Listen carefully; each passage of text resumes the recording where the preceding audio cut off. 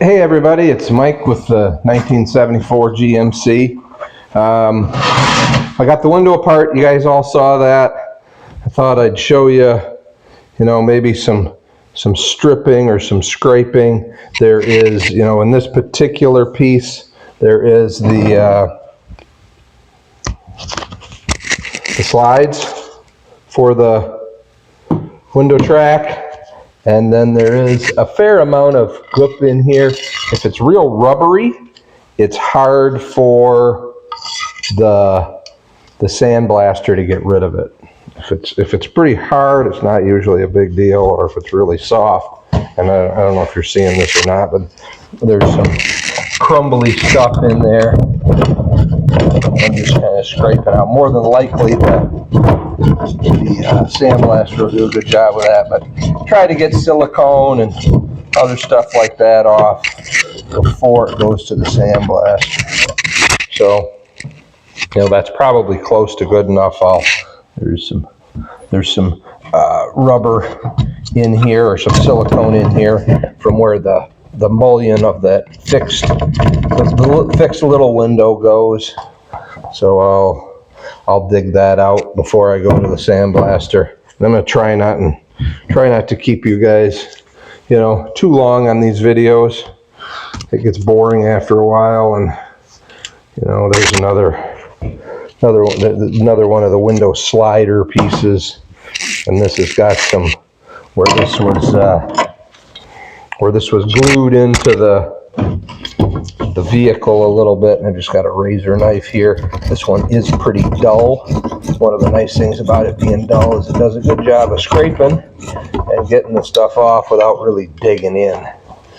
So you can kind of keep that in mind. So there's a screw there that it kind of caught on, and obviously you want to be cutting, trying to cut away from yourself like you were taught in Boy Scouts. So yeah, there's more. It's just the seal stuff that was on there. And like I said, if it's soft, the sandblaster does not do a good job taking it off. Trying to think if there's anything else of interest before I pause you guys and finish cleaning up, and then we'll go to the sandblaster. And there you see me cutting right toward my wrist with a razor blade. That's a good thing to do. There must be a screw there or something that's catching on. Or sometimes it does, even though it's a little dull, it does dig into the metal. But, you don't have to be perfect. I'm probably going to have to use more than one tank on the sandblaster. So get some sandblasting done. And if there's stuff on that won't come off, we'll see it.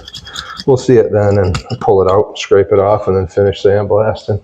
But there is lots of silicone on this particular part, mainly because, these windows leak. People are trying to keep them from leaking. So, so there's that piece. There should be another piece with a pretty, here's a piece of another piece of the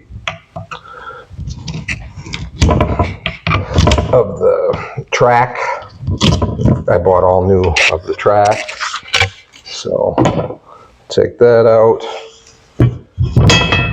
This I think just had fixed window in it, so it doesn't have anything. So then the glass itself, where the latch was, it'll have some stickum, and so will the latch. And I'll take these windows into the sink and scrape them and clean them. There's over the years, there's lots of stuff that ends up on them. But a little water and razor blade will help to take that off.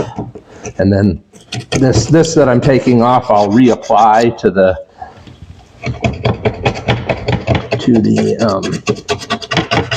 latch before I put that on. One other thing to note, and I didn't on the other one change them.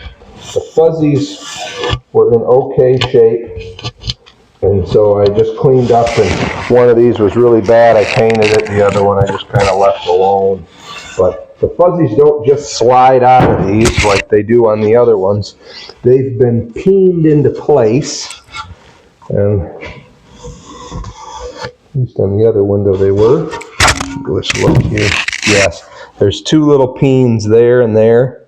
You could probably drill those out if you wanted to. Like I said, I washed these up and the fuzzies felt pretty good, so I left them right in place. But I think that could be done if need be. Yeah, these fuzzies both feel pretty good. So, and I was gonna knock these off, and I made a couple of attempts at knocking them off the glass, and they did not want to come, like they were glued. And as they were, you know, they were in decent shape. The one I didn't like, I sanded, and then I just taped off and painted. So that's pretty simple there. This seal, you kind of got to break to get off. Kind of peel it a little bit, and then it kind of comes up.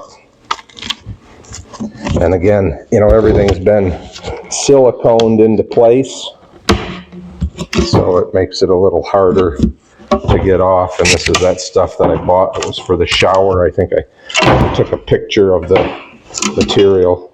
But there you can see, and hopefully this is coming out all right. It looked like, I thought as long as I was within the table, it would be okay.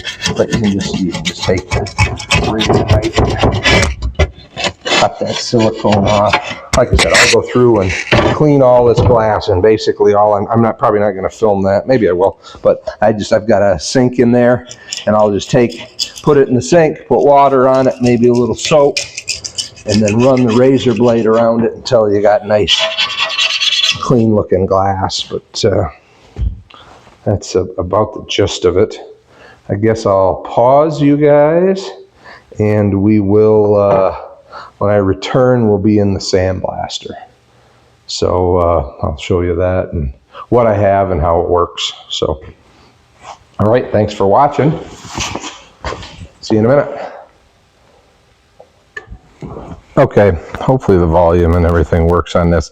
Just kind of going to show you the sandblaster and kind of what it's about. But so this sandblast cabinet, you can see the lid's up on it. I built this a long time ago when I was restoring a Jeep CJ7, and then I've used the heck out of it over the years since, restoring my Corvette, and now working on this GMC. So just so you know, this isn't my first rodeo. I'm not really learning as I go here. I have quite a bit of past experience. So this is basically, it's a Harbor Freight pressure pot sandblaster. You got a few air controls, and let me just show you because I left this so you could see it. I have a funnel with a strainer in it, and I reuse the sand. I lose quite a bit of it. Quite a bit of it goes out the wall. Quite a bit of it ends up on the floor around here. But for the most part, I'm able to sandblast in here without getting sand any further than further around than in just this kind of little area. So basically, you can see the debris that's in there. So walk over here and get rid of it in the trash. It's just to keep the big parts out to keep from plugging the nozzle. You plug the nozzle, it's a pain in the butt. So I strain it. I even strain the new stuff. So there's that, and then basically there's a lid for the pressure pot. There's some valves, so this controls air pressure to the top above the sand. This valve here controls the air that goes down under the sand, and that's really your, basically I leave that one wide open unless I'm plugged, and then I mess around with them. This is controlling the air to the unit itself, and there is a water separator because water is not your friend when you're sandblasting. Plumbed into the wall. Basically, if you'll look at that, that is a dryer blower motor. You know, one of those things that you can find alongside the road, or if you're getting rid of a dryer, which was the case with this one, I took it out and put it on this unit. This is actually the second one. The sand kind of ate the fan in the old one, and this one's looking all right. You can see it in there, just a squirrel cage fan, and then it's exiting right out the wall right here. So it just blows it out behind the barn, and I'm in basically sand. So a little sand and a little debris doesn't hurt anything. Then I got a couple of bright lights because it's hard to see. I'm going to turn that on, and when I do, sound may be a little bit more difficult to hear. But you can see how bright they are, and then you can see I've got all the pieces parts in there. I do also have the ladder brackets in there. I wanted to show you, this is a Harbor Freight sandblast gun. It was a dead man gun, meaning it had a flapper that went over here, or you know, basically a piece that went over the tip like that. They work for a while, and then the sand erodes the piece that comes over the top, and you can replace them. It's you got to hold it open. It's got a very heavy spring. So I just elect to basically sand it. Make sure there's enough stuff in here to sandblast a whole pot, and that's what I do. You can see that it also is grounded. So what I found was that you're creating quite a bit of static electricity in this box, and I would have sparks jumping to my body from this from this box. So I got tired of that, so I grounded the gun. I have on occasion had a blowout where the hose ruptured because it's being abraded by the sand from the inside, and it does make a big frickin' mess when that happens because you really can't shut it off. So you can shut off the air to it, but there's still pressure in the tank, so that does make a big mess. And you can see there's gloves. My arms reach in, you know, protects me. And just move this hose in a little bit, and yeah, okay, we're in good shape there. I just got a latch up here that holds it open for me, so I can arrange myself inside of it. And then basically this taped area is just pieces of plastic that allow me to see. So we'll just see how this works. I'm going to try and sandblast this. I'm going to sandblast a little bit, talk a little bit, and then when I start sandblasting, I'm going to sandblast till it's done, but I'll probably pause you guys or shut you guys off, and we'll resume somewhere else. But so hang on and let's see what happens. Iris is right here. I didn't show you the sand collects in a bucket down there. It's just an open hopper down there, collects in a bucket, and I pour it right back in. Like I said, there's losses, so there's new sand in there. So let's see how this works to show you guys.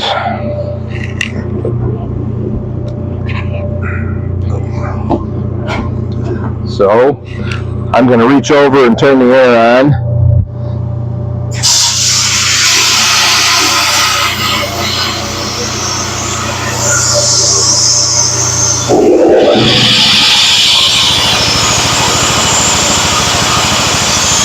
You can hear the air compressor running, so there you can see the sand coming out. Hopefully you can hear me. So you can see it takes it off pretty quick if it's just paint. If there's more to it than the paint, then it takes a little bit longer. If there's some gruck like there,